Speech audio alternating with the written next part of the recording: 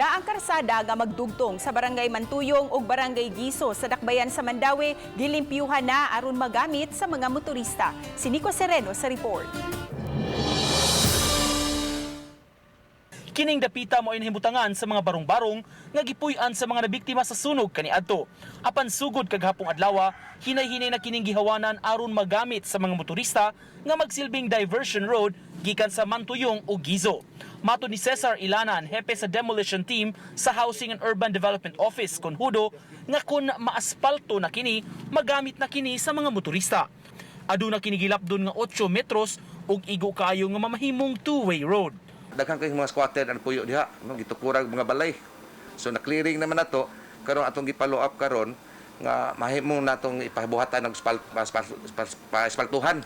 Human unya mabuksi ang Bag-ong dan, isunod paghawan sa hudo ang kilid sa usa ka dakong grocery sa barangay Poblasyon nga magdugtong sa Mandaue City Health. Matod ni Ilanan nga ang Bag-ong dan nga buksan maglahos-lahos na unya paingon sa City Health Office. So continuation gisanurod kilid gyapon sa pa, continuation pa dong City Health. So ang kanada sa kilid kulunid naay daghan nagbarong-barong na sa nagdaghan kay mga structure nga nagtapal-tapal. Uban ni June Sulon, Nico Sereno, Balitang Bisdak.